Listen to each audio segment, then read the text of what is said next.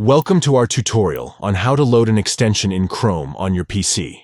In this video, we will guide you through the step-by-step process of loading an extension. Let's dive in. Step 1.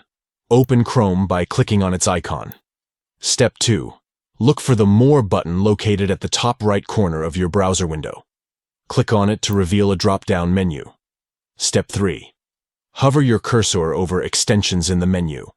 This will open a submenu. Step 4. From the submenu, click on Manage Extensions. This will take you to the Extensions page. Step 5. On the Extensions page, look for the Developer Mode option and turn it on. Step 6. Now, at the top left corner of the Extensions page, click on Load Unpacked.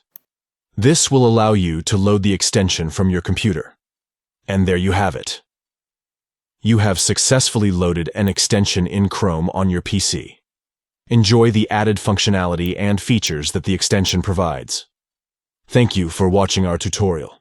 Don't forget to subscribe to our channel for more helpful tips and tricks. Happy browsing.